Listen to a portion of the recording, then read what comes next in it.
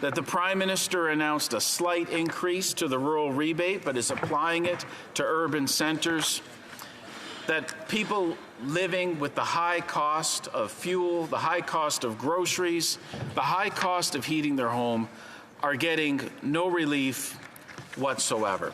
So, Mr. Speaker, that's why it's heartening to see from coast to coast to coast, different provinces standing up and saying, now's the time.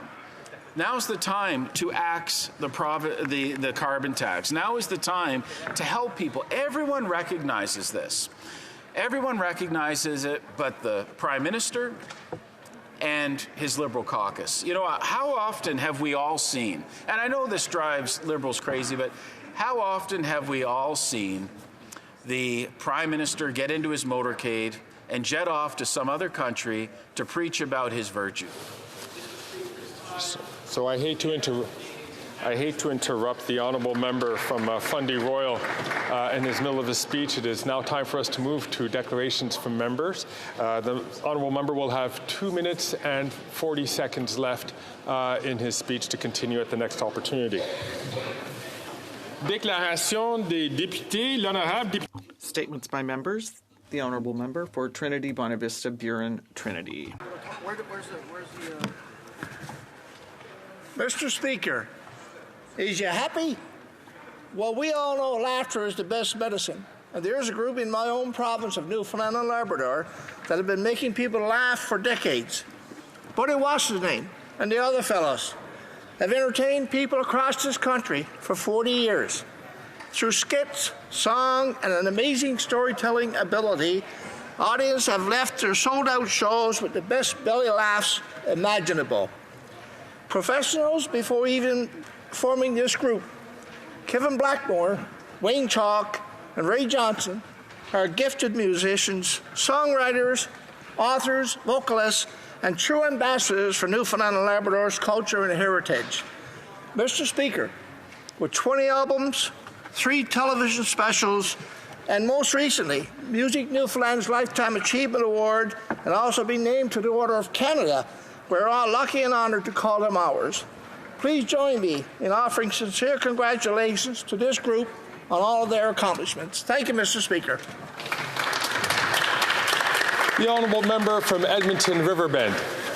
Mr. Speaker, it's an honour to rise today in the House of Commons to recognize a tremendous accomplishment by an organization that's dear to my heart.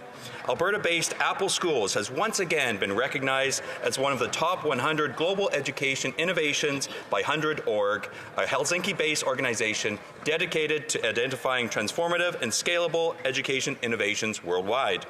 Apple Schools was selected from over 3,000 innovations and subject to a comprehensive evaluation. This achievement not only highlights the profound effect the organization is having on the lives of children in Alberta and across Canada, but they're also internationally recognized for their significant impact and scalability in the education landscape. This underscores the unwavering commitment of Apple Schools to their vision of fostering healthy children in healthy schools. Congratulations to the entire Apple Schools team. The honourable member from Milton. Thanks very much, Mr. Speaker. Team Canada continues to crush it at the 2023 Pan Am Games in Santiago, Chile. The official slogan of this year's Games is Dream, Play, Win, and that's exactly what Canadian athletes are doing. Team Canada secured an impressive medal count, including 35 gold as of today, actually, 34 silver and 47 bronze. Milton's Colin Gagné won a silver medal in the swimming pool in the 400 IM. And from the Canadian track cycling team, Milton's own Michael Foley led the team pursuit with Sean Richardson, Chris Ernst, and Carson Mattern to gold and a new Pan Am record. The women's team with Devani Collier, Kira Lilac, Fiona Majendi, and Ruby West established their dominance with gold in the women's team pursuit. Nick Wamas also won gold in the team pursuit with James Hedgecock and Tyler Rourke, while Sarah Orban, Jackie Boyle, and Emmy Savard also crushed it with a bronze. Track cycling is really popular in Milton, Mr. Speaker, because when we hosted the 2015 Pan Am Games, Milton hosted the cycling, and our velodrome is a legacy of those games. The 2023 Pan Am Games closing ceremony is this weekend, November 5th, but the Para Pan Am Games will run from November 17th to the 26th. Congratulations to all the athletes, and go Canada, go! The honourable member for Manicouagan. Mr. Speaker, I'd like to recognize and celebrate the 20th anniversary of Action Chômage Côte-Nord. A special warm thanks to Lindsay Roy, her board of directors, and all those who have supported the organization over the past 20 years.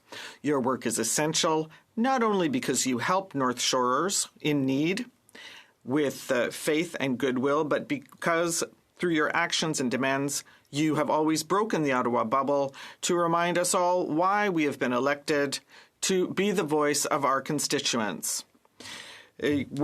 Tourism workers, forestry workers, and fishery workers keep our families and business and communities in good health on the vastness of our territory where we want to live. These workers are entitled to respect and dignity, and that's what you give them. They have the right to feed their families all year, and they have the right to a full reform of the employment insurance program. Happy celebrations. The honourable member from Davenport. Mr. Speaker, Canada has always been a country that has needed immigrants to grow our economy.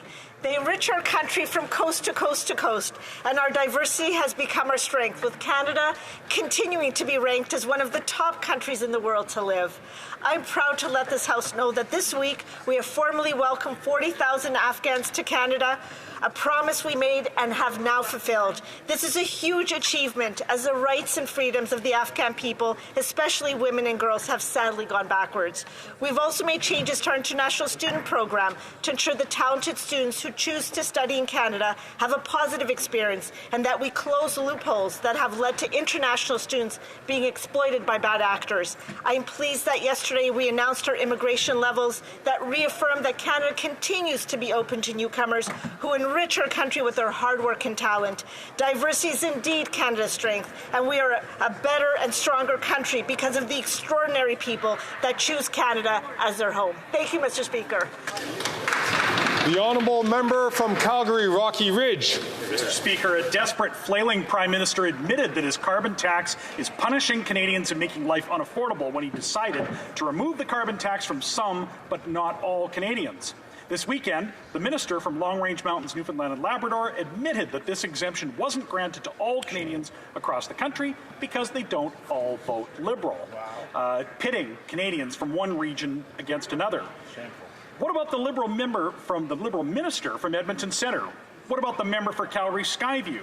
Are these two Liberal MPs from Alberta so incompetent and so ineffective that they couldn't get an exemption for Alberta? Do they agree with the minister that Alberta should pay a higher carbon tax than Atlantic Canadians?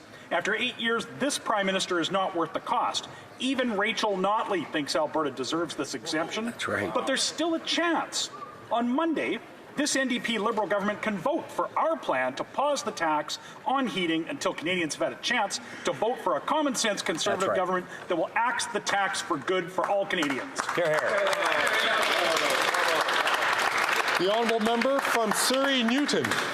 Mr. Speaker, in Surrey Newton, a team of 10 science-loving students from Princess Margaret Secondary School have rocketed into the NASA-backed Human Exploration Rover Challenge, a competition taking place in April at the U.S. Space and Rocket Center located in Alabama. The following students, Omar Ryan, Mehul Panote, Jasmeet Taliwal, Parneet Tesi, Hardeep Garg, Alex Gupta, Victor Gupta, Manroop Padda, Jeevan Sandhu, and Harmeet Sond are members of the only Canadian team selected for the contest. I'm very proud of these exceptional young leaders, and I urge all members in this House to join me in wishing them the very best in the upcoming competition. Great. The honourable member for Sudbury.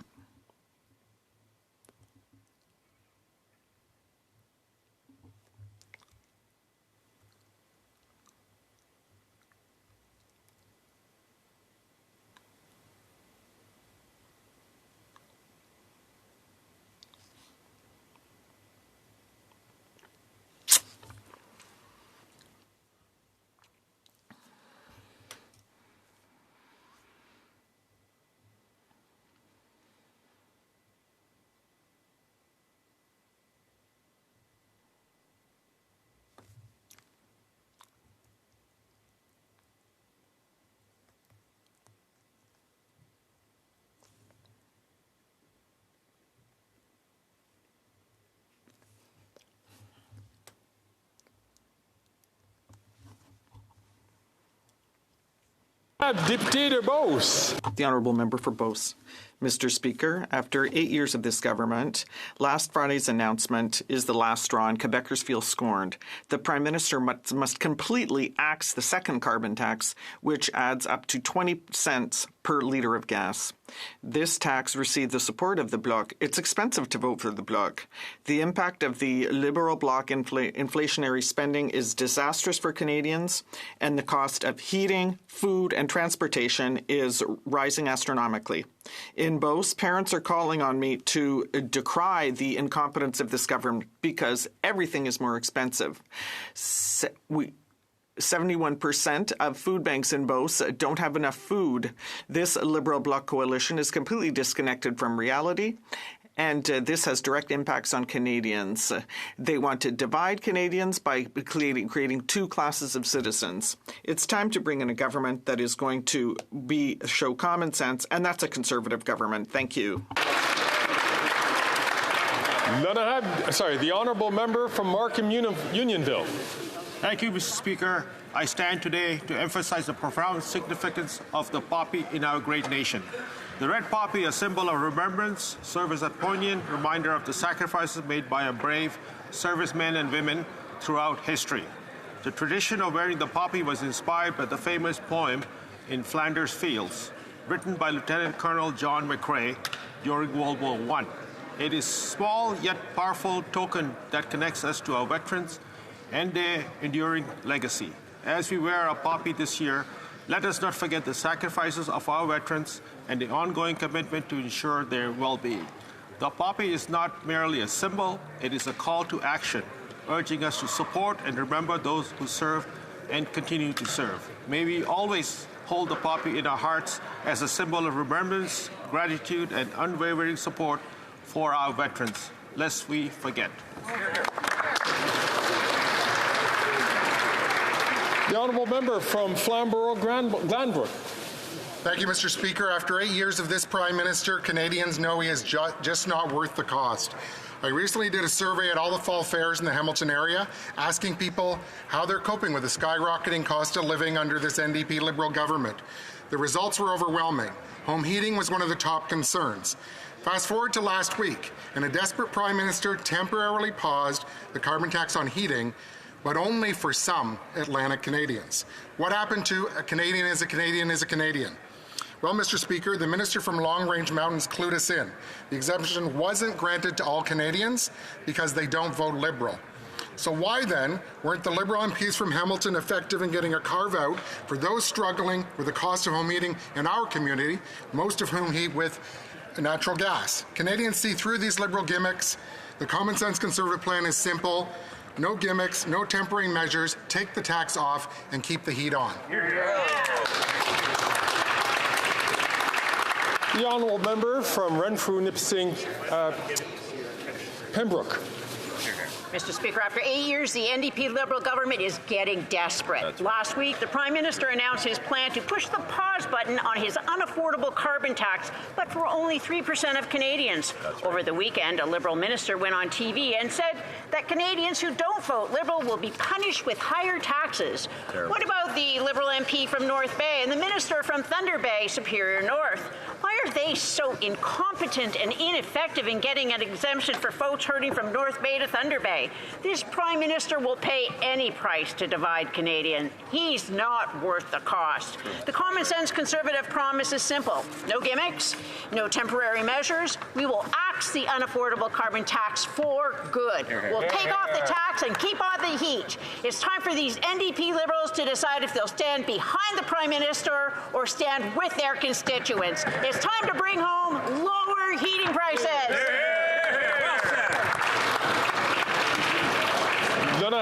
The Honourable Member for Ottawa-Vanier.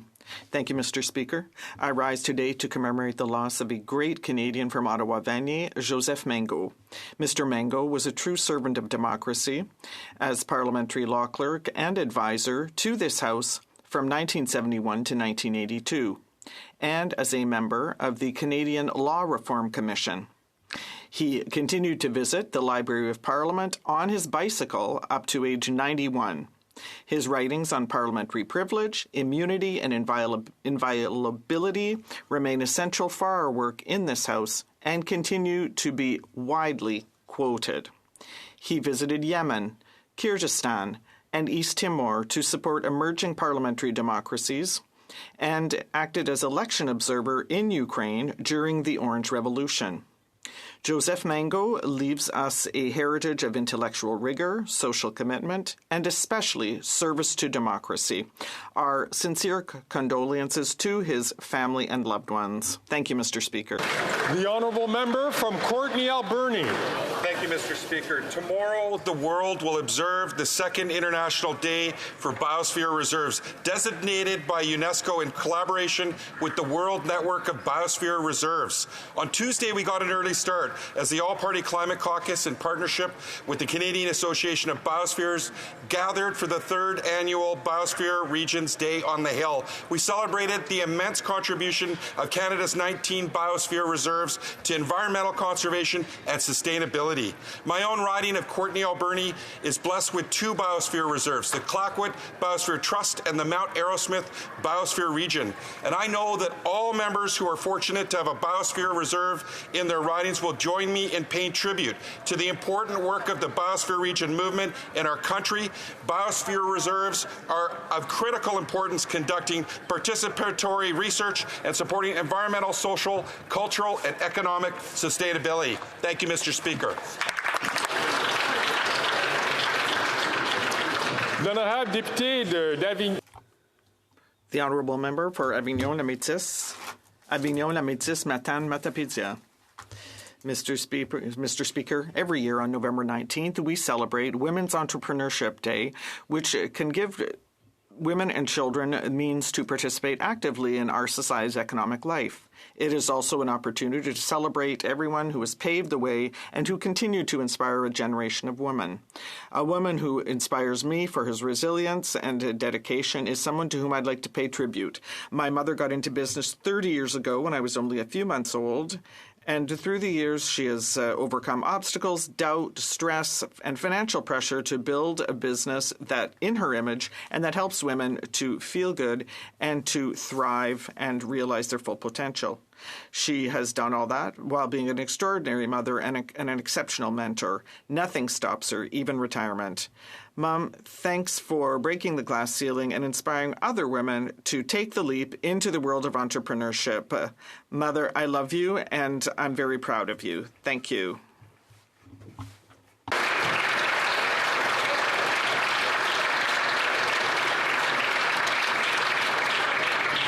The honourable member from Bay of Quinte.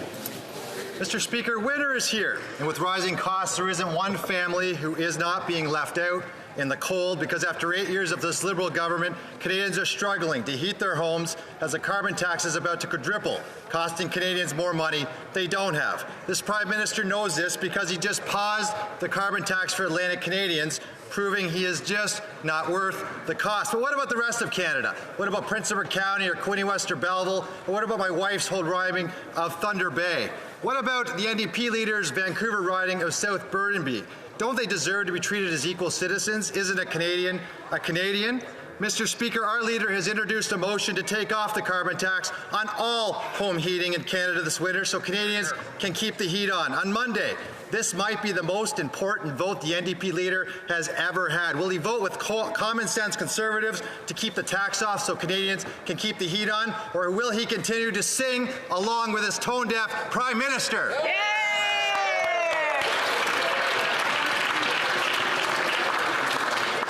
The honourable member from Etobicoke Lakeshore. Mr. Speaker, yesterday this House was scheduled to debate C-57, the Canada-Ukraine Free Trade Agreement. Instead, the Conservative Party played procedural games by moving a concurrence motion which prevented debate on this important piece of legislation. In recent months, the leader of the Conservative Party of Canada has become silent on Ukraine. He has never advocated for military, humanitarian, or economic support for Ukraine, never called out Russia for its acts of genocide against the Ukrainian people, and he has never raised the issue in Parliament except to the false narratives about the war, including the statements that it doesn't contribute to inflation in Canada. I call on the leader of the Conservative Party of Canada to put aside the games, let us debate C-57, and pass this important piece of legislation.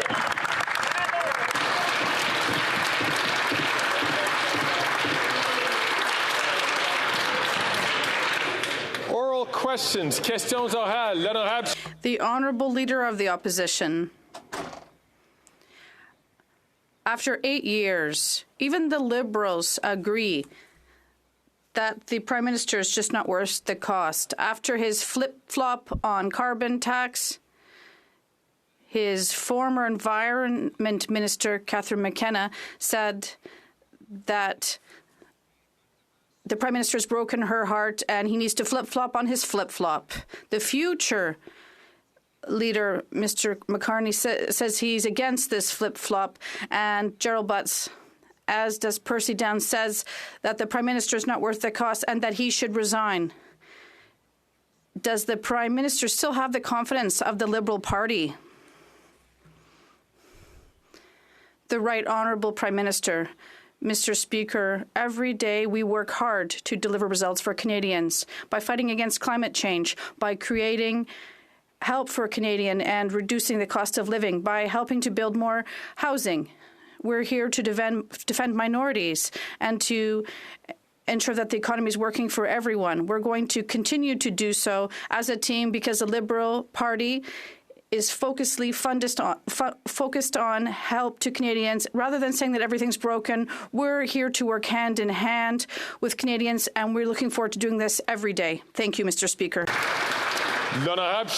The Honourable Leader of the Opposition. He didn't answer if his party supports him. So that's interesting.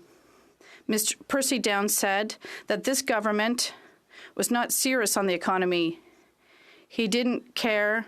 They're throwing money on anything that crosses their mind, and they don't care about the rising costs of living or the huge debts that are piling up. Even the Liberals agree that this Prime Minister is not worth the cost. Is it only Mark Carney who can save the Liberal government? The Right Honourable Prime Minister. Mr. Speaker, we know that we made a choice that the Conservatives don't agree with. We chose to invest in Canadians because confident countries invest in their people. While they preach austerity and cuts, we were there to provide $10 daycare across the country. We were there to provide the Canada Child Benefit. We were there to help with public transit and housing. We were there to help our seniors and our students. All of these programs, the Conservative Party has opposed, and they continue to support, also vote against dental care for children and help for Canadians in need. We are going to continue to be there every day for Canadians.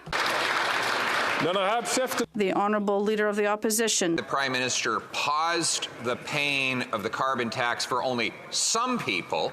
The Liberal Rural Affairs Minister said, well, other people should have elected Liberal MPs if they wanted to be able to afford heating their home or feeding their kids. The Prime Minister has not denounced that viewpoint. In fact, he's doubling down on punishing people elsewhere. But Liberal MPs in Sudbury, Thunder Bay, North Bay, Sault Ste. Marie, they have starving constituents who are worried about the heat going out as well. Will they have a free vote on my motion to keep the heat on and take the tax off for everyone this Monday?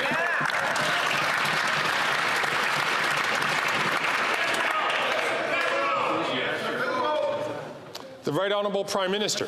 Mr. Speaker, as a government, we're phasing out the use of coal because it's dirty and bad for the environment. We're now moving on phasing out home heating oil because it's dirtier, more expensive, and is disproportionately relied upon by lower-income Canadians who don't have other choices.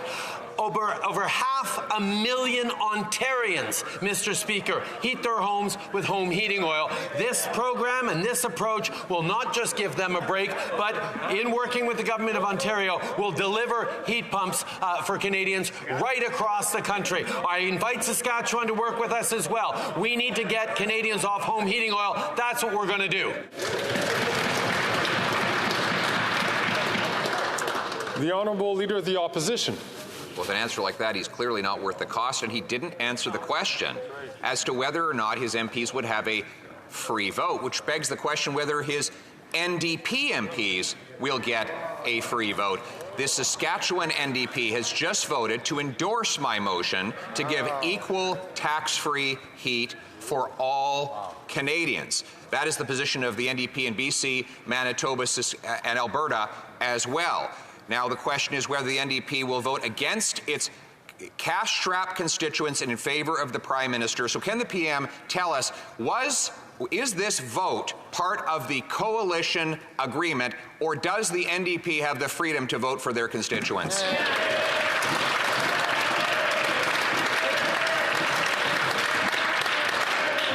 The Right Honourable Prime Minister. Mr. Speaker, the Leader of the Opposition wants to talk about places across the country. Let's talk about them. 20,000 Saskatchewanians heat their homes with home heating oil. 50,000 Albertans and about 100,000 British Columbians, Mr. Speaker. That is dirty, it is more polluting, and it is more expensive, particularly for the predominantly lower income families that rely on this. That's why we're moving forward to replace them with heat pumps, working with the provinces to deliver free heat pumps for lower income families so that they can save money and fight pollution at the same time. This is about helping Canadians as we fight climate change, which the Leader of the Opposition has no plan for. The Honourable Leader of the Prime Minister save his political bacon, Mr. Speaker.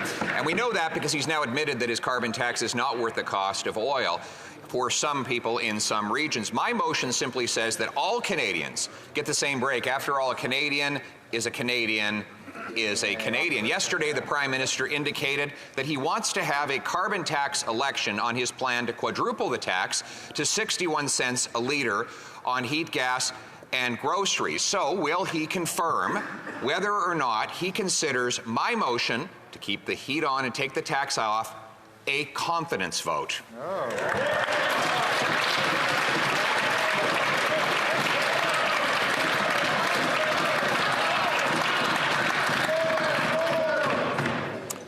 The Right Honourable Prime Minister. Mr. Speaker, home heating oil is dirtier, more expensive, and more relied on by lower-income Canadians across the country. 1.3 million households across this country rely on home heating oil. That's why we're working with the provinces that want to replace them for free with heat pumps. That's what this is about. Now, Mr. Speaker, the Leader of the Opposition is making a serious mistake if he thinks that Canadians are not concerned about the environment, or that Canadians don't know that protecting the environment does go hand in hand with creating good jobs and prosperity for them across the country. That is a conversation I look forward to continuing to have over the next 2 years with Canadians.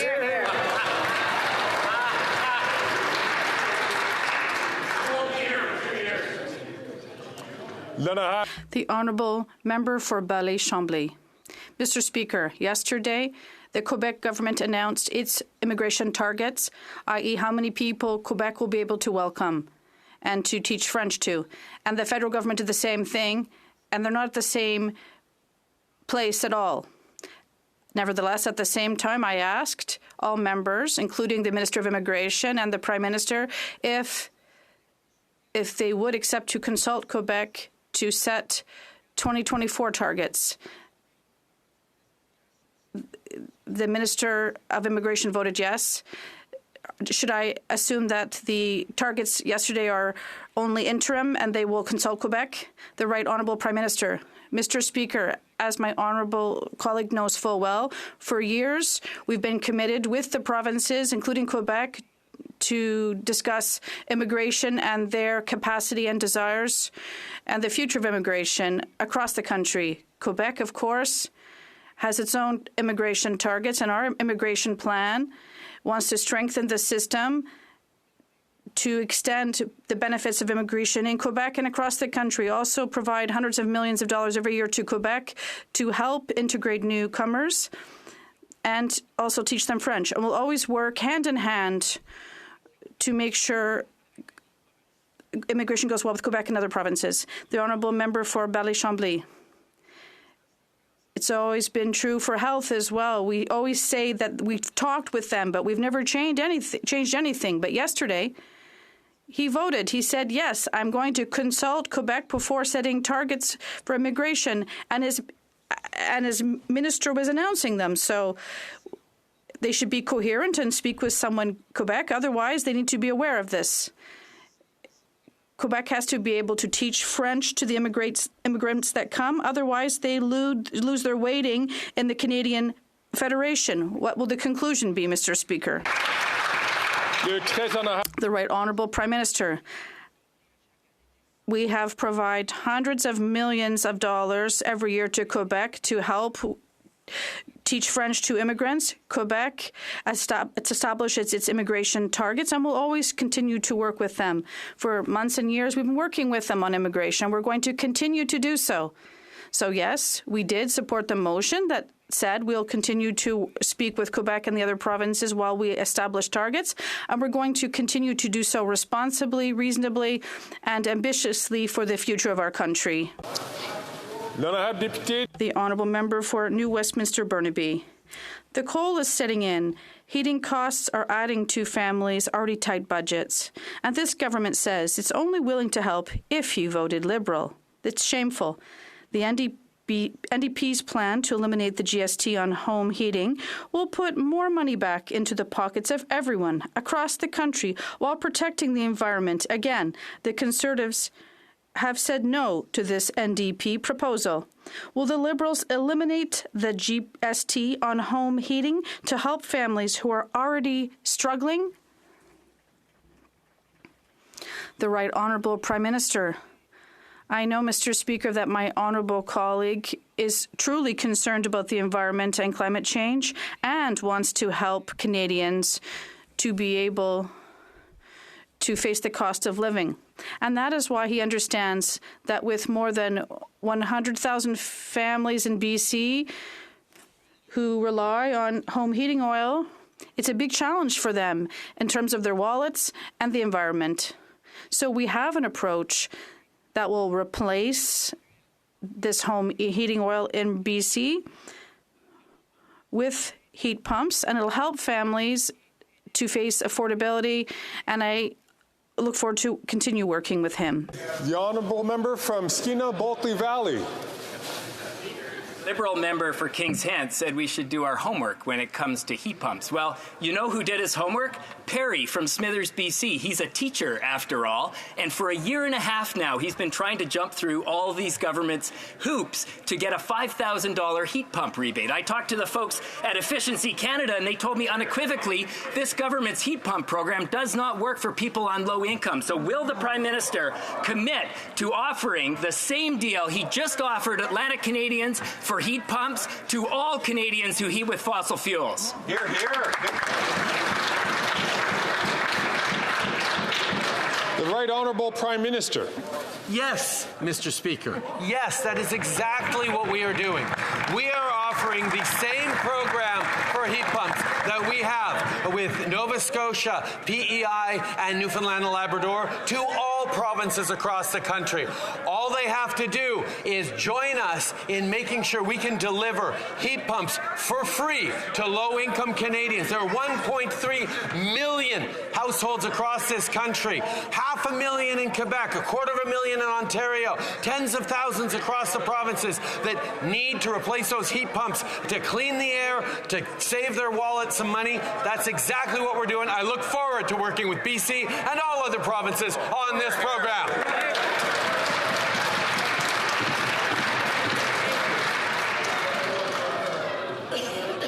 The Honourable Member from Thornhill. Prime Minister said Tuesday that there will absolutely not be more carbon tax exemptions under his watch, but Canadians struggling with the high cost of gas, groceries, and heating their home have a word about that, or want a word about that. After 8 years of this Liberal NDP government, the Prime Minister is only giving the relief to a lucky 3% of the country, specifically where his poll numbers are in the gutter. He's already admitted that the carbon tax makes life harder, so will he let his MPs have a free vote on our motion on Monday to keep the heat on and take the tax off for all Canadians? The Honourable Minister. Thank you, Mr. Speaker. I noted the phrase, a lucky 3%. These are people who pay 2 to 4 times the cost of natural gas. These are folks for whom their costs have gone up by 75% during 2022. These are not the lucky 3%.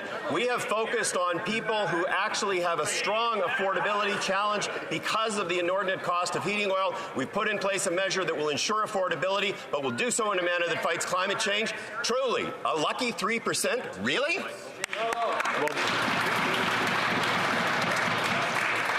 The Honourable Member from Thornhill. Mr. Speaker, this is exactly what the Prime Minister does when he's desperate and flailing, not confident about his leadership. Canadians in other parts of the country now have one more reason to regret voting for them. Like in Northern Ontario, where a minister at the cabinet table has sold out her own neighbours and left them out in the cold. So will she vote with those who sent her to this place and scrap the tax on all home heating, or will she vote with the Prime Minister and remind Thunder Bay that she's just not worth the cost?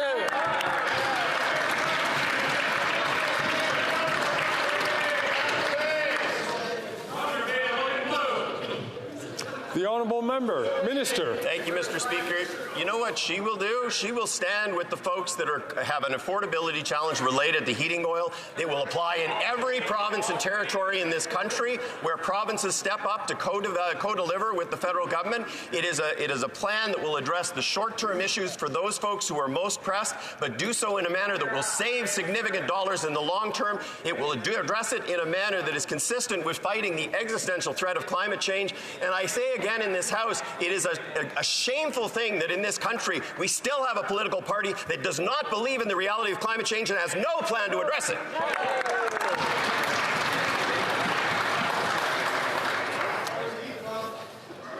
The Honourable Member from Dufferin-Caledon.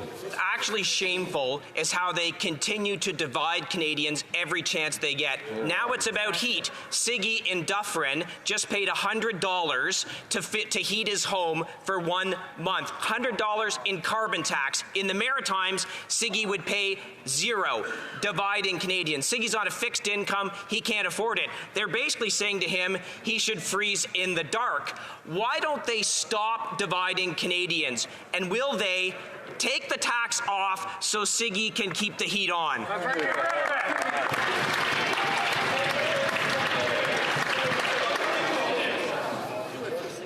The Honourable Minister. The only folks in this chamber who are dividing Canadians is the Conservative Party of Canada. We are focused on ensuring that we address what is a significant affordability challenge. The heating oil costs 2 to 4 times what natural gas does, and it appreciated by 75% in 2022. It is time that the Conservatives stop playing partisan games and focused on good public policy that addresses critical issues that face Canadians, but does so in a manner that protects affordability and addresses climate change. Once again, I would say it is shameful that they have no policy to address climate change. The Honourable Member from Dufferin-Caledon. A minister making $300,000 a year, being driven around in a limo, says I'm making a political stunt when I talk about a retired senior who can't pay the carbon tax. This behavior by them is disgusting, and not all Liberals have to behave that way, because on Monday, a common sense Conservative motion to axe the tax will take place. They don't have to behave like a limousine Liberal minister. They can stand up for their constituents. They can vote to take the tax off so people like Siggy can keep the heat on.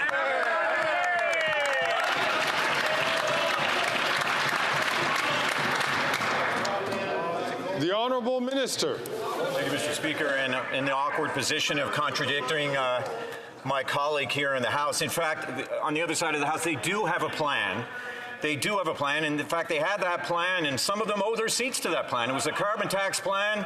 It was the Aaron O'Toole Christmas wish book of greeny things that this Conservative Party will pick out just in time for the holiday season.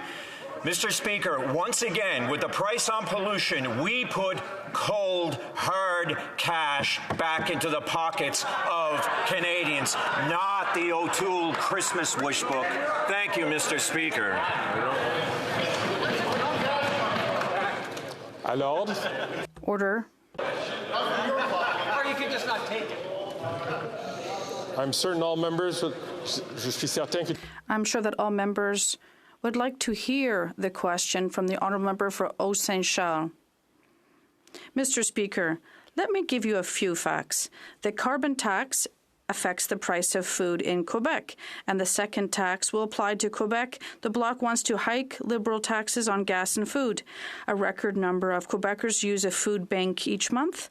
The PM has just announced a carbon tax break, but only for Atlantic Canada. This is unfair and illogical. Will the Liberals vote with us on our common sense motion to eliminate the carbon tax on all forms of heating for all Canadians? The Honourable Minister. Thank you, Mr. Speaker. The price on the pollution puts more money back in the middle-class Canadians' pockets. Climate change, we know that the leader doesn't believe in what I've just said, but does my dear colleague agree that we need to meet with former colleagues from the University of Laval for a 101 class on the price on pollution? The Honourable Member for Haut-Saint-Charles.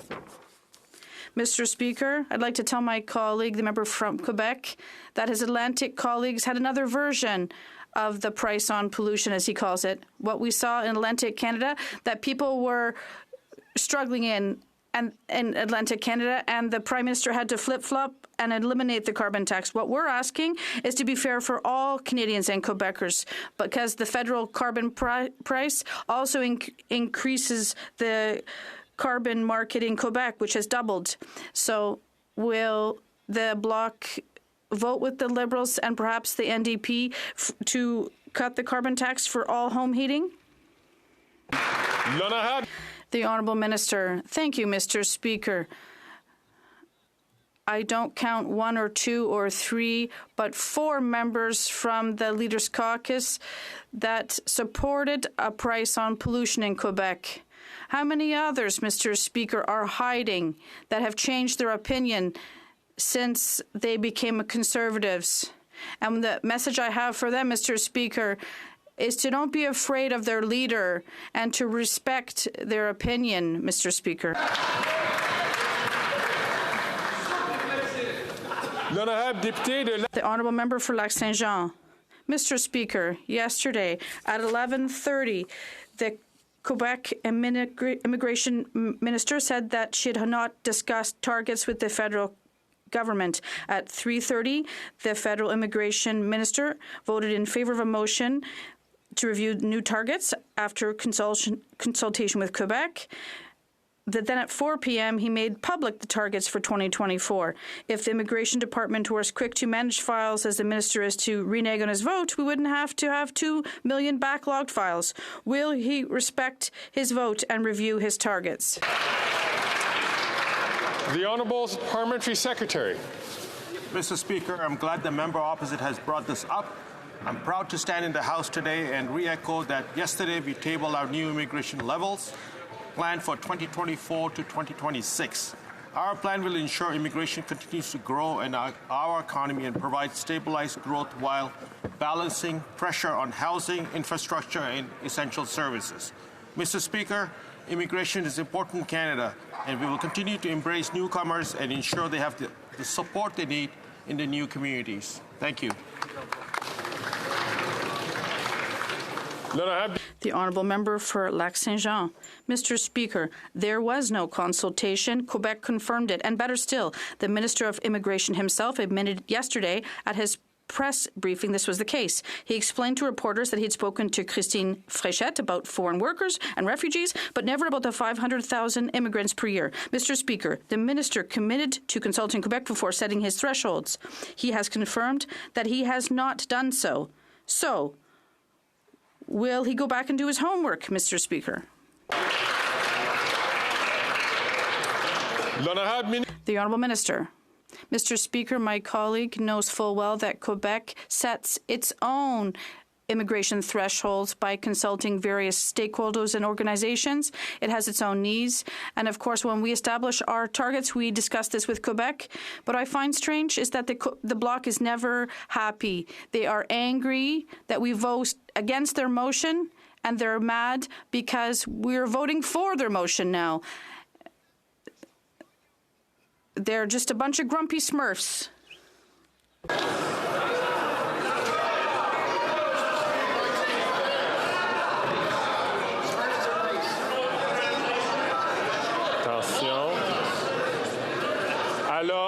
Order, please. I'm sure that everyone would like to listen to the question from the Honourable Member for Saint-Jean. Mr. Speaker, yesterday the Minister told the Bloc that questioning Quebec's capacity to receive immigrants was bad faith and a refusal to listen to what's going on. I'll tell you what's in bad faith. It's setting record immigration levels without even trying to find out our capacity. And I'll tell you what's in bad faith. Refusing to consult Quebec. Bad faith and refusal to listen could be the title of the plan the minister unveiled yesterday. Is he going to bin it, his plan, and consult Quebec to present thresholds based on reality?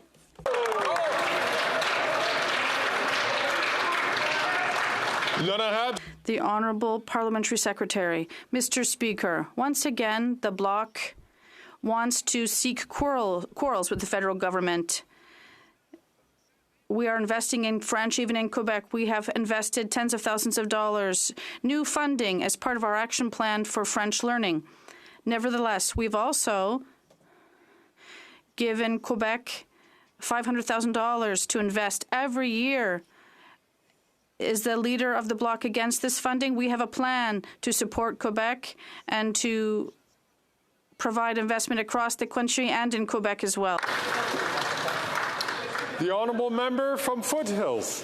Monday, we'll be voting on a common-sense Conservative motion to axe the carbon tax on home heating for every single Canadian. That's right. It's snowing in southern Alberta. It's cold, but it shouldn't be a luxury to heat your home. And yet when this Prime Minister quadruples his carbon tax, Mountain View Farms in my riding will be paying $480,000 a year in carbon taxes. But this Prime Minister says no carbon tax relief for Alberta. But on Monday, the Liberal members from Calgary Skyview and Edmonton Centre have a chance to defend Alberta and vote with us to end the tax and keep the heat on. Will they do it? The Honourable Minister. Thank you, Mr. Speaker. My honourable friend across the aisle is forgetting some facts, which is the price on pollution is put in such a way that there is a rebate that goes back. 80% of Canadians get more money back, and in fact, Alberta family of four gets $386 per quarter. It is more than what people pay in terms of the price on pollution. The exemption, the pause for 3 years for home heating oil is based on the specific issue around the cost associated with home heating. It is done in a manner that is consistent with continuing to fight climate change, which is what a price on pollution is all about. The Honourable Member from the Honourable Member from Courtney, Alberni. With the cost of living crisis, Canadians cannot afford the therapy. The Honourable Member from St. Albert, Edmonton. Thank you very much, Mr. Speaker. On Monday, the NDP will have the opportunity to show who they work for, the Prime Minister or Canadians who want the tax off and the heat on. It's cold in Edmonton, and yet Edmontonians are being penalized as a result of this NDP Liberal government's punitive carbon tax on home heating. So, is the Liberal minister from Edmonton going to order the NDP MP for Edmonton Griesbach to once again vote against his constituents, or will he be permitted to vote with Conservatives to axe the tax and keep the heat on?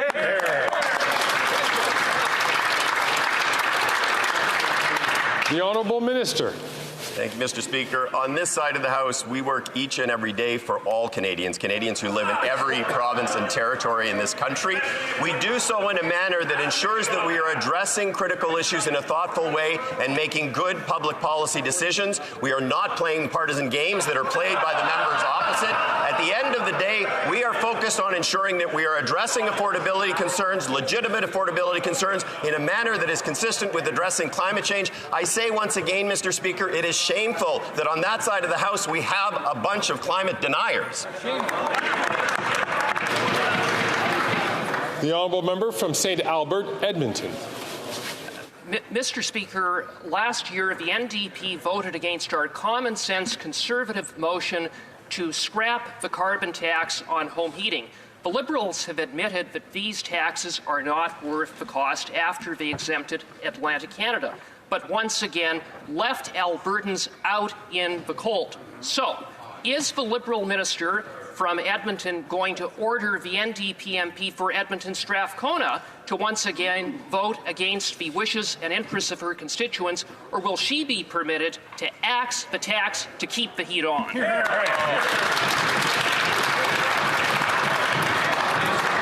The honourable minister. Thank you, Mr. Speaker. $340 million in damages from storm in Ontario. Over $720 million from the wildfire in BC. Over $300 million from storms in Alberta and in the prairies. Over $170 million from flooding in Nova Scotia. This is what climate change has cost Canadians just this summer. And these are insured costs, Mr. Speaker. Total costs are 3 times that. The Conservative, the climate-denying Conservative Party of Canada would like us to believe that climate change isn't costing anything to Canadians. It is costing Canadians hundreds of millions of dollars every year, Mr. Speaker. The honourable member from Edmonton, Strathcona. Mr. Speaker, more than 400 Canadians are trapped in Gaza, including Ahmed Al-Hilo of Edmonton. Recovering from surgery, unable to transport himself, first he was told by Canadian authorities to stay where he is, then to evacuate to Rafah, then to stay put again, as Canadians may not be allowed to cross into Egypt. While this government ignores calls for a ceasefire, Ahmed is struggling to survive. And today we've learned that not a single Canadian is on the evacuation list. Why isn't Canada advocating for the lives of Canadians in Gaza? And when will the Liberals call for a ceasefire? The Honourable Parliamentary Secretary. The humanitarian situation in Gaza is dire. Many Canadians are worried about their family and friends. Yesterday, we saw the first wave of foreign nationals leave. I want to reassure Canadians that we are in regular close contact with Egypt and Israel to push for Canadians to leave as soon as possible. We continually try to reach all Canadians' permanent residents and their family members to give them the latest information. This is why we continue to call for humanitarian pauses, to get Canadians out, to get humanitarian aid in, and for all hostages to be released. Thank you, Mr. Speaker. Now it's the honourable member from Courtenay, Alberni. Mr. Speaker, with the cost of living crisis, Canadians cannot afford the therapy they need. If they try for public care, wait lists are months to years long. There's no post-pandemic recovery plan to help people with their mental health. So many are suffering in silence. This is not acceptable, especially after the Liberals have yet to deliver on the $4.5 billion mental health transfer. For a government that claims to champion mental health, they sure do delay and disappoint. Breaking this promise will cost lives. Will the Liberals change course and deliver the mental health transfer to get people the help that they so urgently need? Hear, hear. The Honourable Minister. Mr. Speaker, thank you, and I thank my honourable colleague for his question, his commitment to mental health. It's something that I share deeply and profoundly. In his home province of British Columbia, the agreement that we made to see over the next 3 years a really historic amount of money flow to help in all aspects of health care, including mental health, was exceptionally important. We're committed not only to see that in British Columbia, but across the country. We have much more work to do in mental health, in all aspects of mental health. This is going to require a whole of government approach, and it really requires all of us to think about how we can do everything we can to treat each other better and put mental health at the front of our workplaces and in our lives. The honourable member from West Vancouver, Sunshine Coast, Sea to Sky Country. Mr. Speaker, people in my riding of West Vancouver, Sunshine Coast, Sea to Sky Country, and right across the country are grappling with a housing crisis. Now more than ever, they need more affordable housing options like co-ops. In my home province of British Columbia, 275 co-ops provide safe and affordable housing to well over 15,000 people. We need governments to build on this by promoting and expanding co-op housing across the country. But earlier this week, when asked about social and co-op housing, the Conservative leader said, "We do not need a Soviet-style takeover of housing." How does the Minister of Housing, Infrastructure and Communities respond to that? The Honourable Minister. Mr. Speaker, when it comes to affordable housing, the Conservative Party couldn't be more out of touch. Referring to co-ops as Soviet-style housing is a slap in the face to the 250,000 Canadians who live in homes like that. This isn't the first time I've seen him criticize middle-class Canadians' living arrangements. Just this past summer, he labeled a woman's home in Niagara a shack on a live video. Mr. Speaker, Canadians need bold federal leadership to solve the housing crisis, and that's what we're going to deliver. The Conservative leader who insults middle-class homes while he goes home to his own government paid-for housing arrangement simply doesn't get it. It's reckless behavior. We won't stand for it.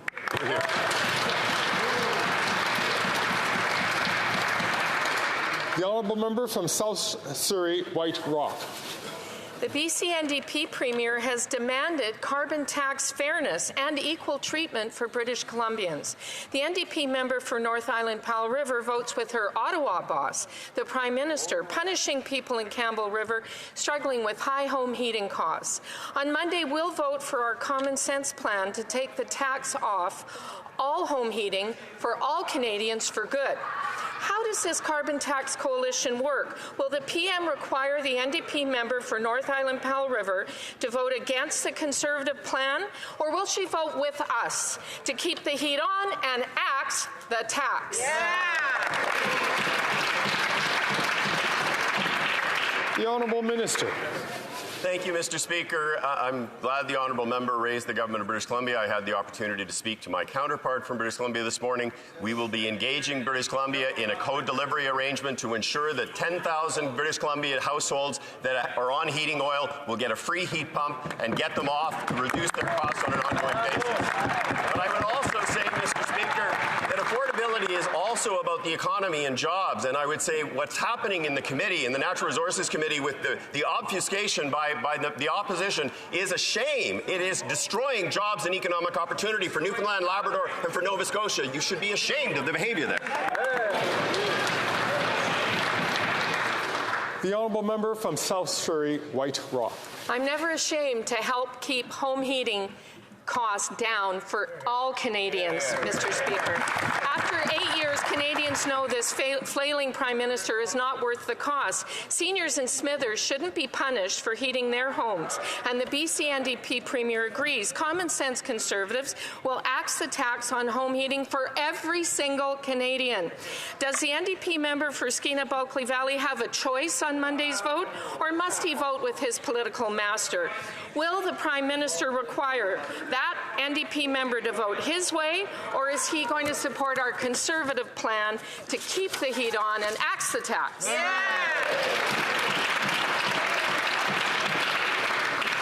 The Honourable Minister.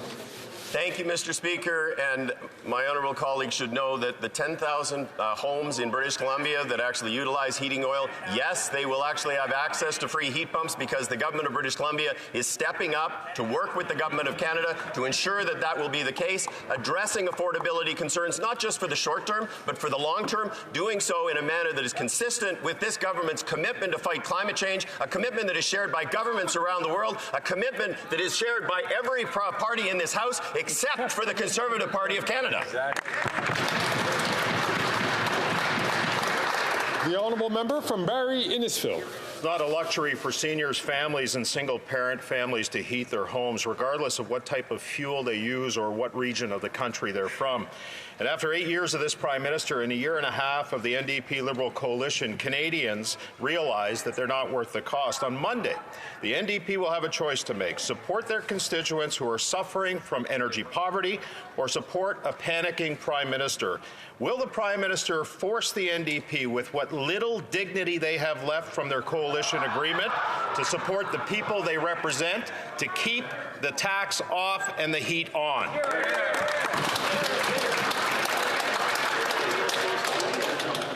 The Honourable Minister. Speaker, the member opposite mentioned families. Well, everything that we do at the heart of our actions on this side of the House are focused on ensuring that we're there for families. And I look to building a national early learning and childcare system as just one way that we are looking to support families. Introducing affordable, high-quality, accessible childcare across this country saves families hundreds of dollars each and every month, and that's just one of the ways that we are working to make life more affordable for Canadian families. Hear, hear. The Honourable Member from Provencher. Mr. Speaker, it's been 8 long years, but on Monday, the NDP have a chance to show who they work for. Is it for the Prime Minister, who's just not worth the cost, or for Canadians who want the tax off and the heat on? It's cold in Manitoba. It gets down to -40. It shouldn't be a luxury for folks to keep the heat on. The member from Churchill and her NDP colleagues will have a chance on Monday to show who they work for. On Monday, will the NDP vote with the Liberals, or will they vote for Canadians to axe the tax for all forms of home heating?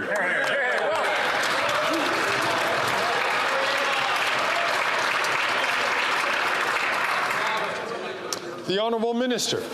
Thank you, Mr. Speaker, and I'm glad that the honourable member referred to his home province of Manitoba. The new government in Manitoba has reached out to the federal government to engage a conversation about co-delivery for the thousands of homes in Manitoba that actually use heating oil to ensure that they will be addressed in a thoughtful and affordable way. I congratulate the government of Manitoba for being proactive on this important issue and its continuing commitment to fighting climate change. The Honourable Member for Terrebonne. Mr. Speaker, since June, the Federation of Independent Business has been warning that many small and medium enterprises are headed for bankruptcy. Well, the Federation has updated its figures, and almost nothing has improved since then. As of now, over 220,000 businesses are at risk of failure if the federal government does not extend the repayment of emergency account loans without loss of subsidy. 220,000 SMEs still have neither the cash nor the means to borrow more to repay the loans. When will this government finally understand that these businesses will fail without adequate repayment deferrals? The Honourable Minister. Monsieur le Président. Mr. Speaker, we have not given up on small businesses. We supported them during the pandemic and after. What did we do to support them? We created the Canada Emergency Business Account to help businesses remain open. And what are we doing now? We are offering more flexible options so that they can repay their CEBA loans. What else is our government doing? We are listening to small businesses around the country, and we are supporting them, Mr. Speaker. The Honourable Member for Terrebonne.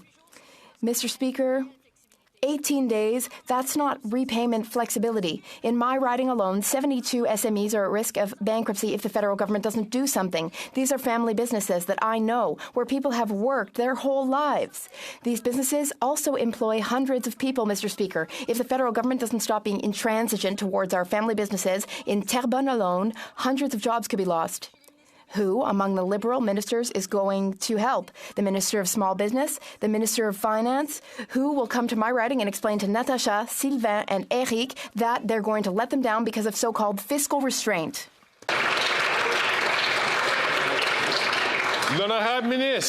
The Honourable Minister. Thank you, Mr. Speaker, and I thank my colleague for her question. I would like to remind my colleague that over 900,000 businesses were saved by our government. If we hadn't been there for them, those businesses would have had to close shop.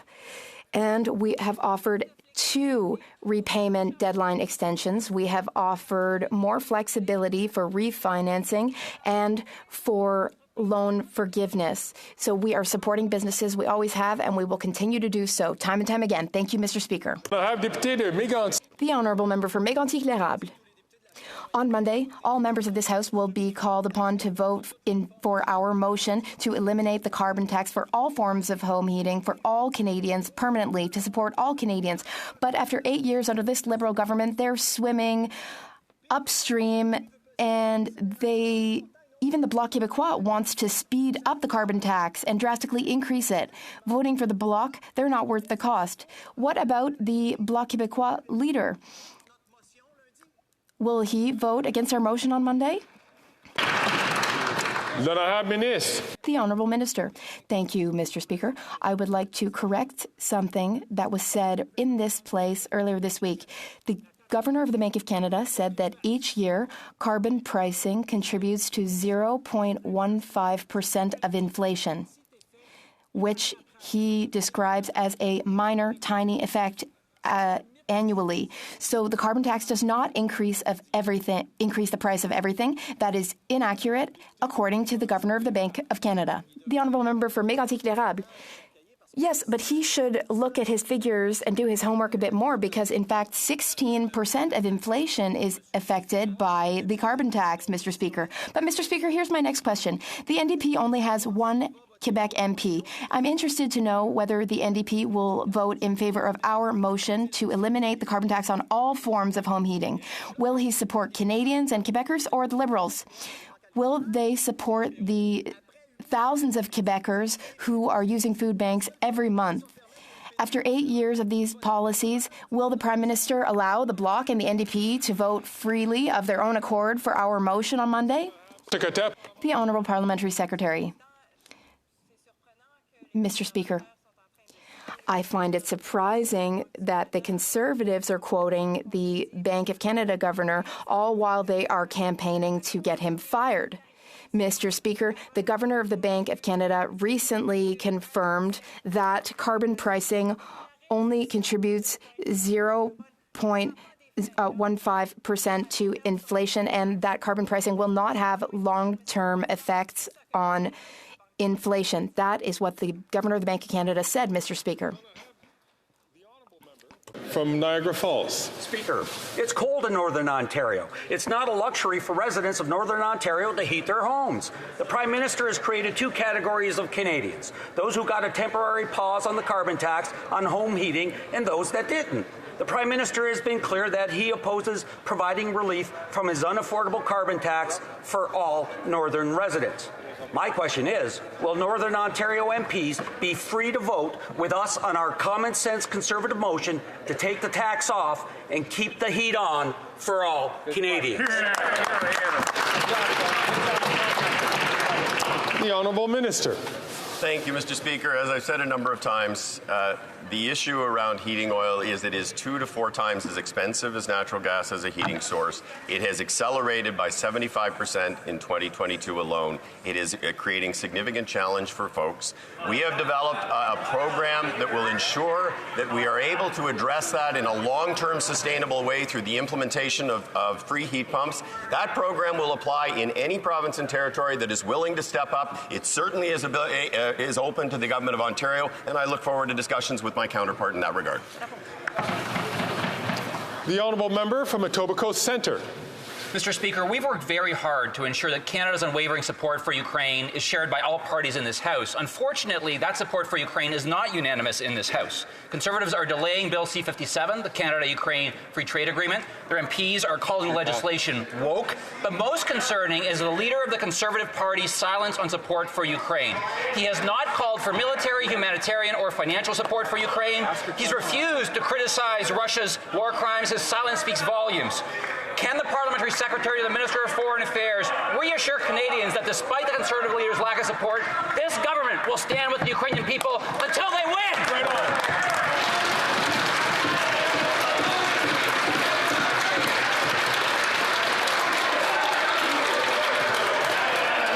on. Order.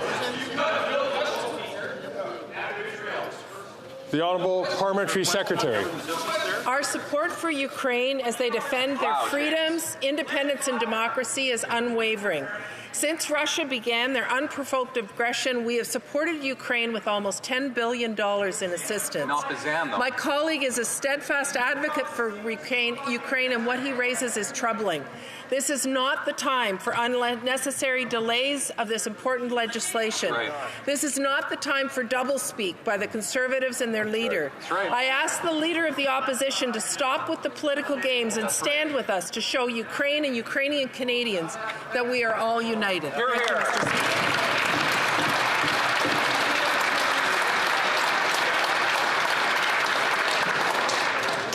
Speaker. Colleagues, it's been going very well today in question period. I encourage all members,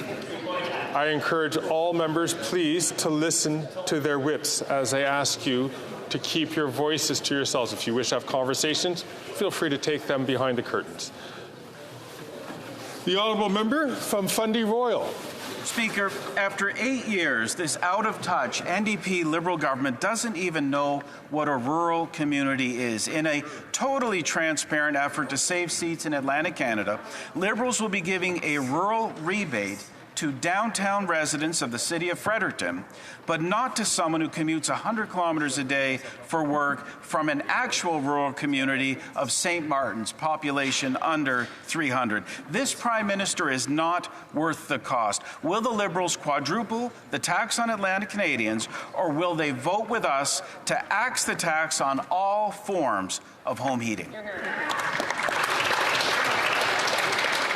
The Honourable Minister. Mr. Speaker, it's hard to imagine a political party more opposed in interest to my region of Atlantic Canada than the Federal Conservative Party.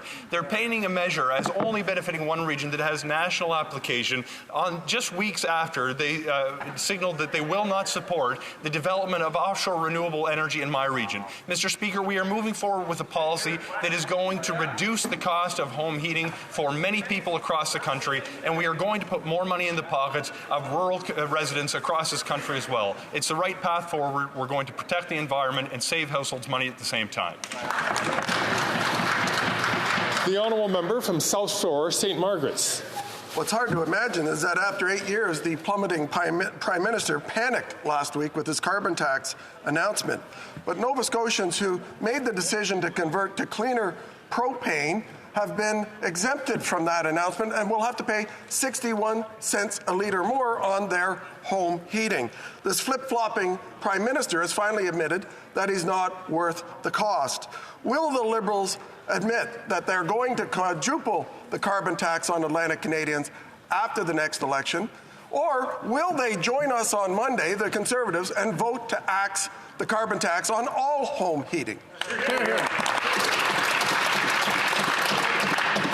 The Honourable Minister. Mr. Speaker, what I find fascinating is I'm unable to discern from the Conservative Party's rhetoric around this issue is whether they actually support our decision to invest in measures that's going to reduce pollution across Canada and put more money in the pockets of households by getting heat pumps to them. For awareness, Mr. Speaker, this is the kind of measure that's going to save my neighbours thousands of dollars every year in reduced energy costs by creating a more efficient solution. It's going to have the same impact for people who use home heating oil right across the country. So I respond with a question to my honourable colleague. Does he actually support the measure that's going to save money for our residents?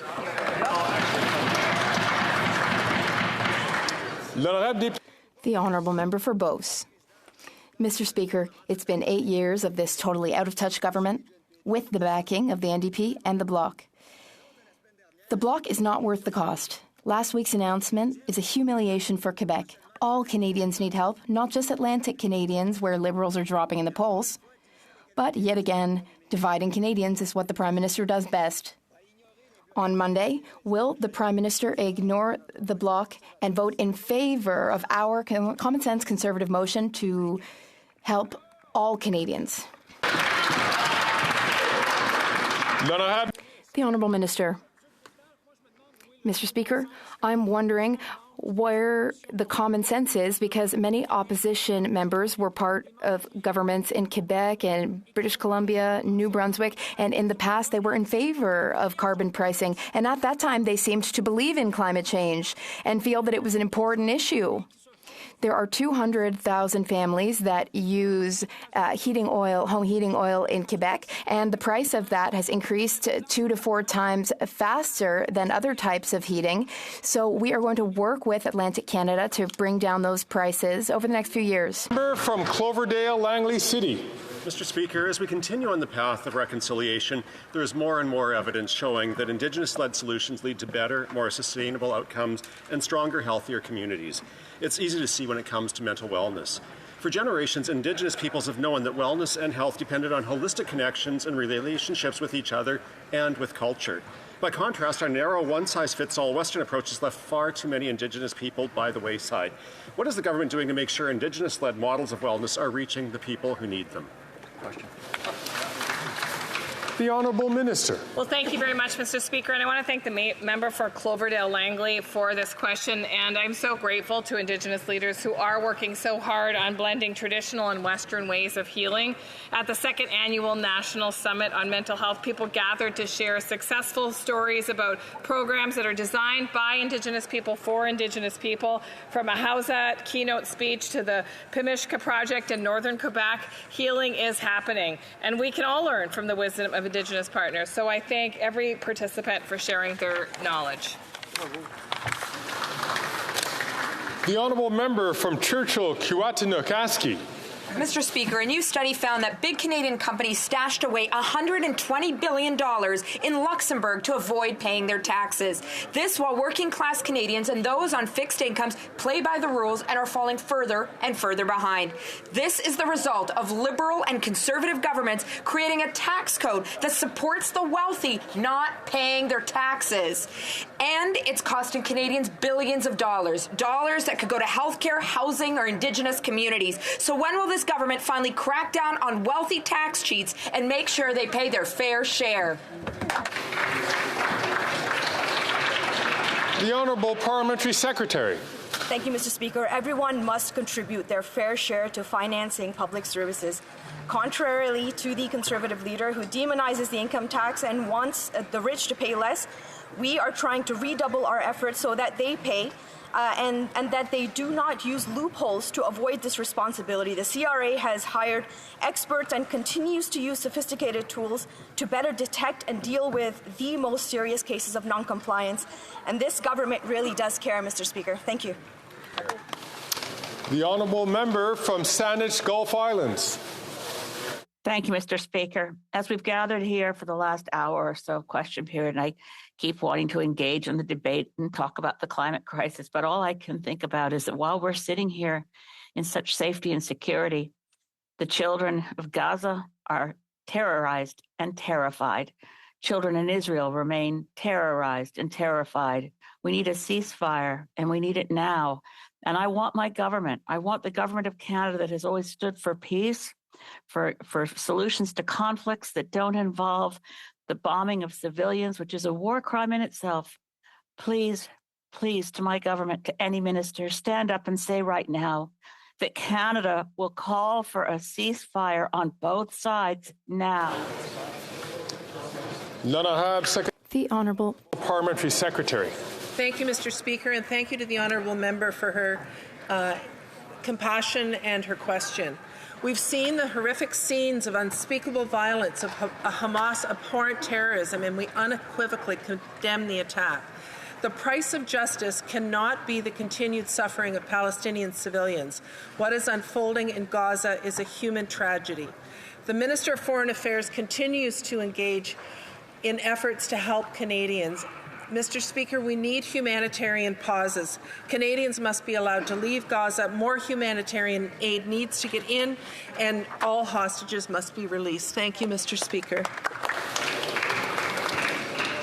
And that brings in to the end of question period. Before I recognize, Before I recognize any points of order, I have a message. Honour to inform the House that a communication has been received as follows.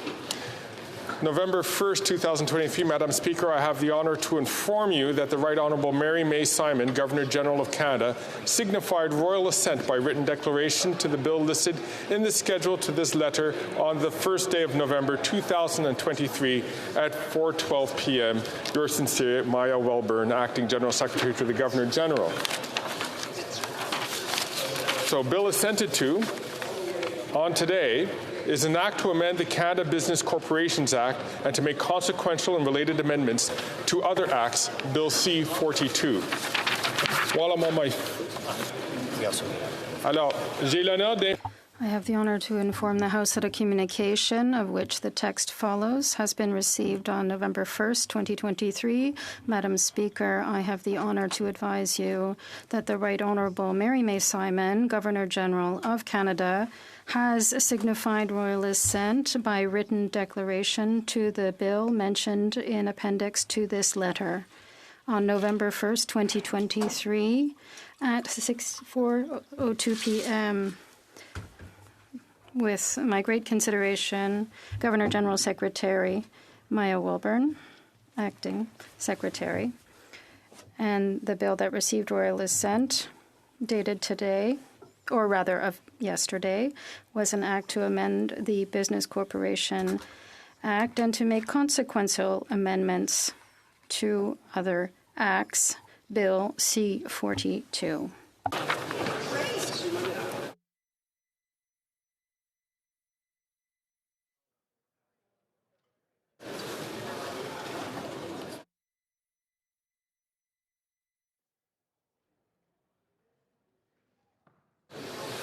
Appel au règlement. Point of order, the Honourable Member for Mirabel.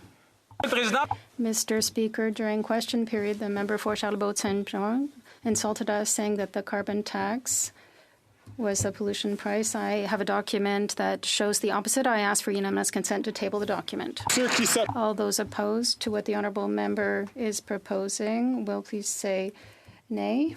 Unfortunately, there is not unanimous consent. I recognize the honourable member from Fort Saskatchewan, Sherwood Park, on a point of order. In light of some clear misunderstandings in question period, I would request the unanimous consent of the House to table the special permit given by this government to Siemens to get around sanctions that this government actually gave the permit to facilitate Russia selling energy to Germany instead of supporting Canadian oil and gas. That wasn't supportive of Ukraine. I'd like to table the document. All those opposed to the honourable member moving the motion will please say nay. I do not hear unanimous consent. On a point of order, the honourable member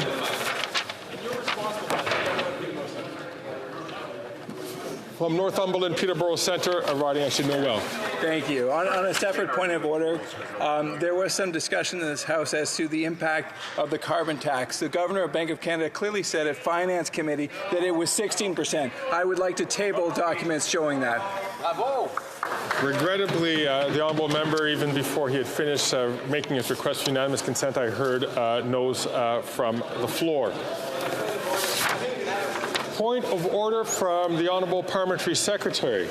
Mr. Speaker, just on a point of order, because we've witnessed it already again today, am I correct in my assumption that if a member is rising asking for unanimous consent, that the Speaker's will after question period is that they do seek consultations prior? Can you just provide some clarity on that issue, please?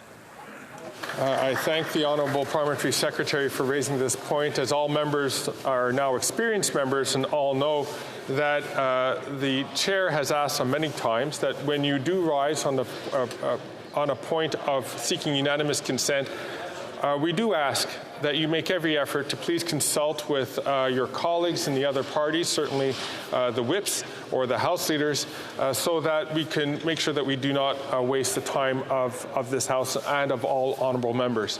I see the honourable member for Mégantic-L'Érable rising. Is that another point of order? It's in response to the point of order by the member for Winnipeg North. It is the custom in this place that after question period, that is the right time for members to raise points of order on subjects or things that were said during question period. So my colleague did precisely that. He talked about something that happened during question period, and he wanted the unanimous consent of the House to support him. That's our tradition. That's what we've been doing since I've been here, Mr. Speaker, and I presume that it started long before I was here. Merci. Thank you. I thank the honourable member for Mégantic-L'Érable. He's right, but I would encourage members so that we don't waste time, the time of honourable members. I'm very patient here in the House. I'll be here for quite a while, but I don't want to waste honourable members' time. So I would encourage members to always seek unanimous consent to canvass for that before they raise their point on the floor. Before we proceed, I believe the member for New Westminster Burnaby has a point to raise. I'd like to ask whether the member for Mégantic-L'Érable would like to ask the Thursday question. Merci beaucoup, monsieur. Thank you very much, Mr. Speaker. It's always a pleasure for me to rise at this exciting point in the week when it comes time to ask the Thursday question to the government House Leader. And there are burning questions this week. Beyond knowing what we're going to be doing tomorrow and next week, what the government plans to put on the schedule, I'd like to know if the Prime Minister's question period, the Prime Minister's hour, whether that's going to happen again like the Prime Minister has been doing since he was first elected. The Honourable Government House Leader. Thank you, Mr. Speaker, and I'd like to thank my honourable colleague for the Thursday question. Reading of Bill C-57, the Canada-Ukraine Free Trade Agreement.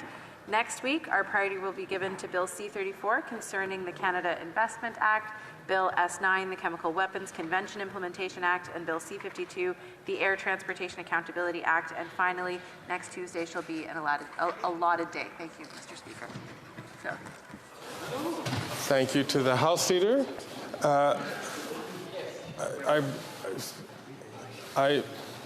One moment, please.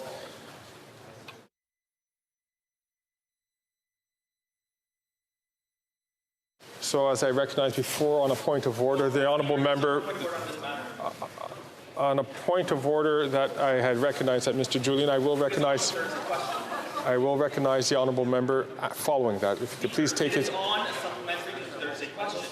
There is no supplementary to the Thursday question. The member is an honest. I have precedent. There. I'm going to ask the honourable member, please, to take his seat, and we are going to proceed with a question of privilege or question of order, rappel au règlement, du député de. A point of order from the honourable member for New Westminster Burnaby, and then I will give the floor to the next member. The honourable member for New Westminster Burnaby. Thank you very much, Mr. Speaker, and it is indeed a point of order. You, Mr. Speaker, took the opportunity to make quite a detailed statement on the matter of order and decorum in the House. And in that statement, you'll remember, Mr. Speaker, you indicated that order and decorum are, and I quote you, signs of respect for each other and for the institution. You further stated that the lack of order and decorum were most prominent during daily question period. On that day, Mr. Speaker, you raised a number of concerns, from incendiary language to reference to the absence of members to heckling and personal attacks.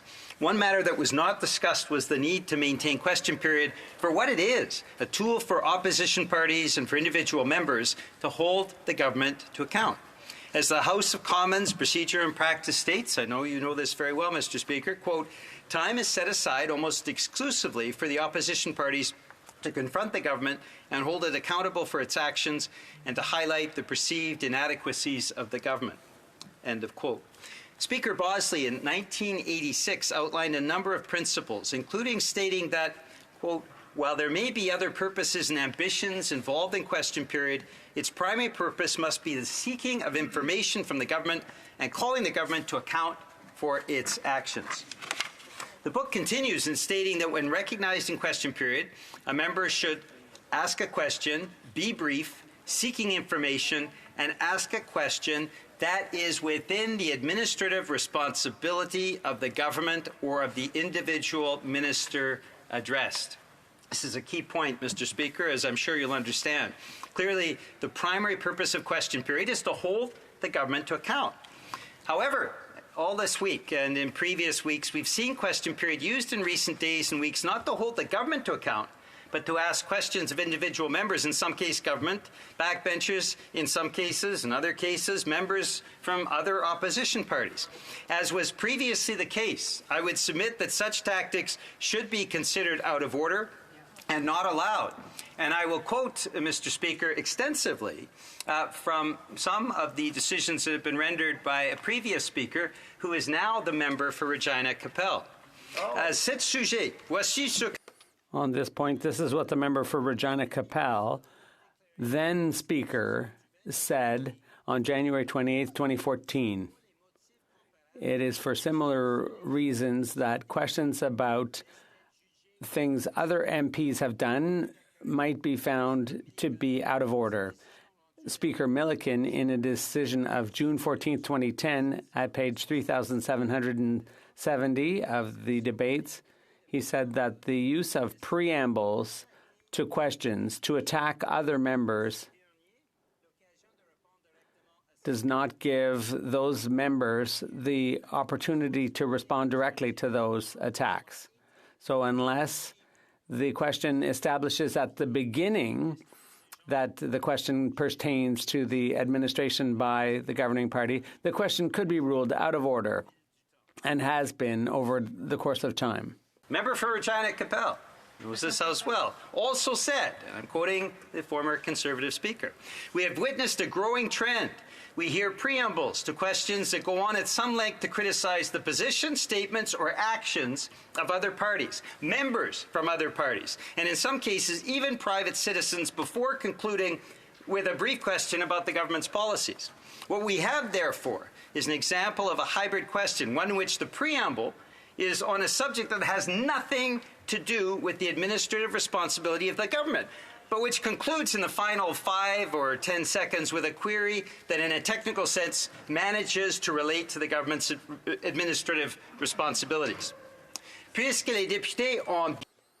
Since members have very little time to ask their questions, and the Speaker has even less time to rule on the admissibility of a question, the connection between the administrative responsibility of the government should be established as quickly as possible. To risk being ruled out of order, and members should take care to establish the link to government responsibility as quickly as possible. So said the member for Regina Capel when he was Speaker of the House. The MP for Regina Capel, as Speaker, concluded with this, quote, "In conclusion, I will continue to rule questions out of order that do not establish a direct link to the administrative responsibilities of the government. In the same sense, so-called hybrid questions will also continue to risk being ruled out of order when this link is not quickly demonstrated. Members should take care when formulating their questions and establish this link as soon as possible in posing their questions to ensure that the chair does not rule what may be a legitimate question out of order." On March 24, 2014, the member for Regina Capel cut off 2 questions by the official opposition. I was in the House at the time, Mr. Speaker. In response to a point of order raised by myself as House Leader of the official opposition, he ruled.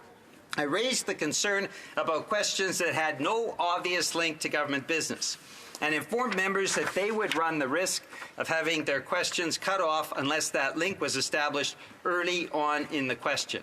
At the time, I stood up to stop the members.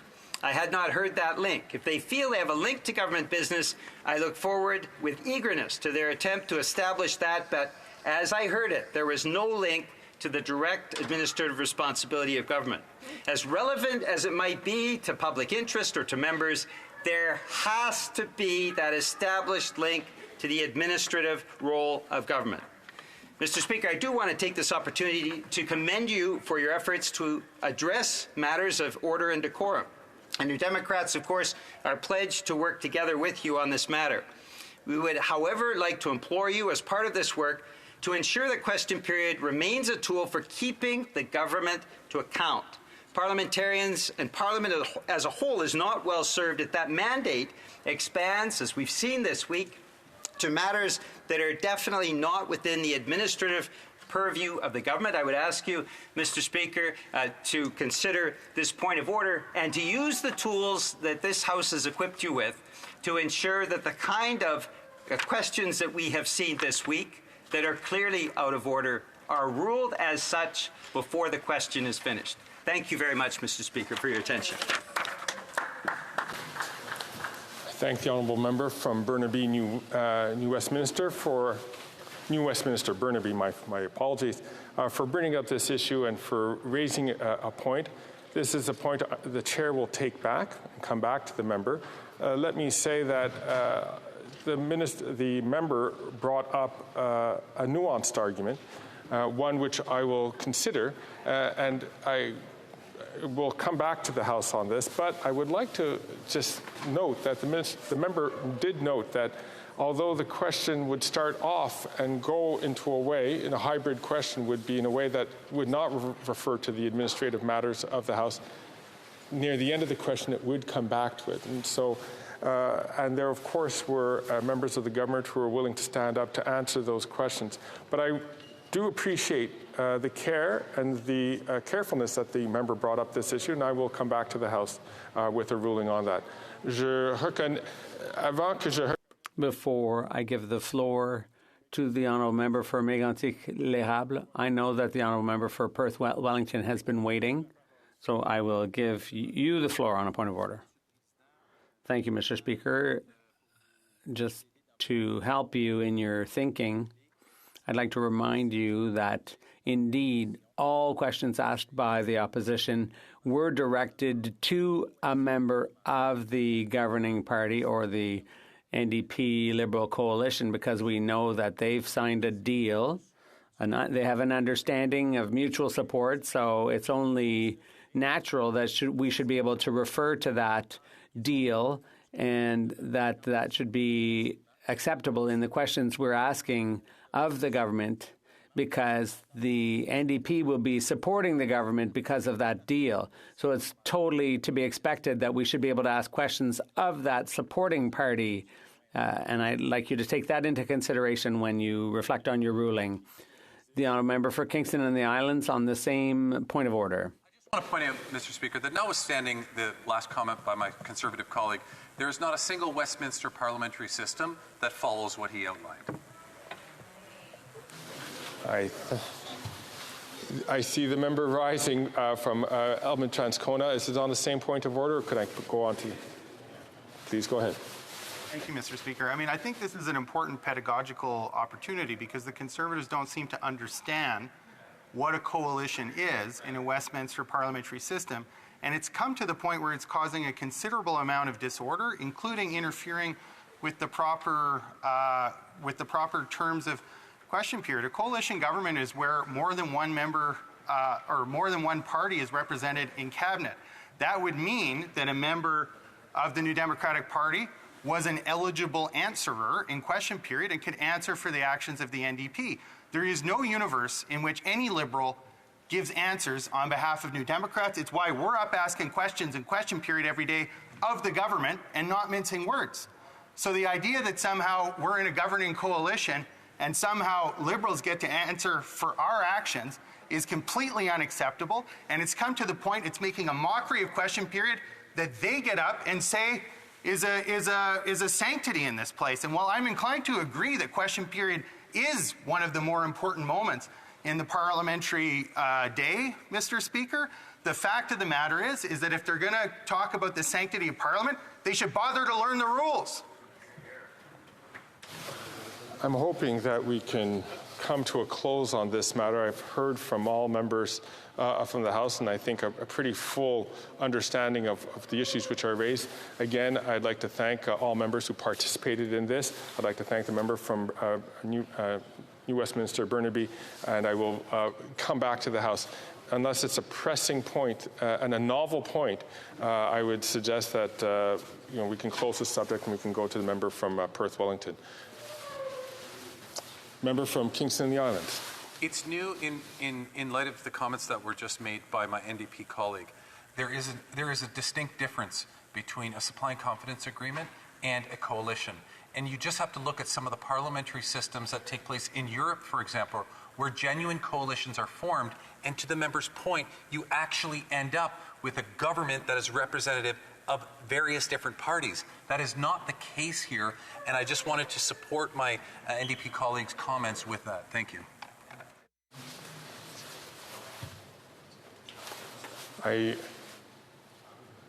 I thank all members for participating in this debate. I note that the issue is no longer being raised for the point of order, and I thank the member from Perth Wellington for that.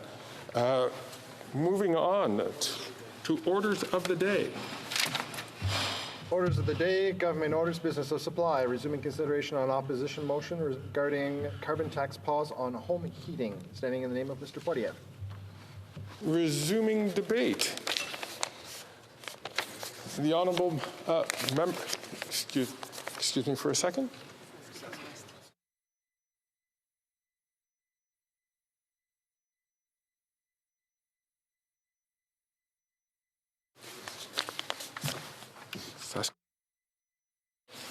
The honourable member from Saskatoon West has the floor.